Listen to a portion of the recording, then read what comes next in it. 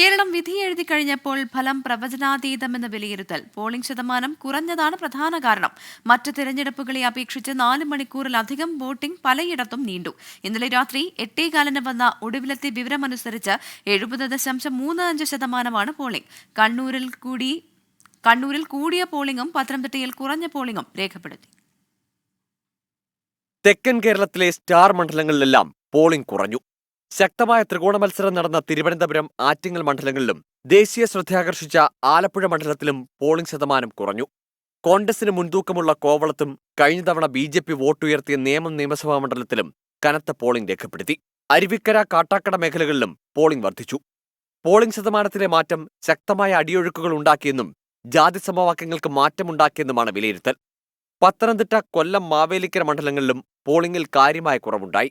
പൊതുവെ തണുപ്പൻ മട്ടിലാണ് മധ്യകേരളവും തെരഞ്ഞെടുപ്പിനോട് പ്രതികരിച്ചത്.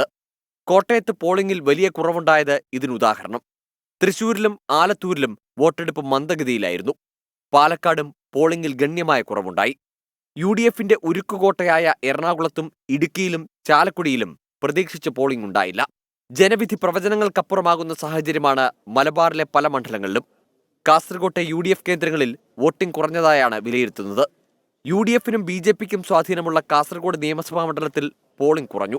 കണ്ണൂരിൽ ധർമ്മടം, മട്ടന്നൂർ, തളിപ്പറമ്പ് നിയോജക മണ്ഡലങ്ങളിലെ കനത്ത പോളിംഗ് LDFന് പ്രതീക്ഷ നൽകുന്നു. എന്നാൽ UDF വോട്ട് ചോർന്നിട്ടില്ല എന്നതാണ് K. സുധാകരൻ ക്യാമ്പിന്റെ വിലയിരുത്തൽ.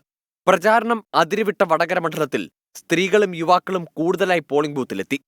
മുസ്ലിം വിഭാഗവും വോട്ടെടുപ്പിൽ സജീവമായി എന്ന വിലയിരുത്തലാണ് മുന്നണികൾ. വയനാട്ടിൽ രാഹുൽ ഗാന്ധിക്കും മലപ്പുറത്ത് ET മുഹമ്മദ് ബഷീറിനും ഭീഷണിയില്ലെന്നുറപ്പിക്കുന്നുണ്ട് UDF ക്യാമ്പ്. എന്നാൽ പൊന്നാനിയിൽ അട്ടിമറി സാധ്യത തള്ളിക്കളയാനാകില്ല. സമസ്ത നിലപാട് ഇവിടെ എങ്ങനെ പ്രതിഫലിക്കും എന്നതാണ് നിർണായകം. കാന്തപുരം വിഭാഗം പ്രാദേശിക തലത്തിൽ LDFന് പിന്തുണ നൽകിയെന്നും സൂചനയുണ്ട്. വിവിധ ബ്യൂറോകൾക്കൊപ്പം ഇലക്ഷൻ ഡെസ്ക് 24.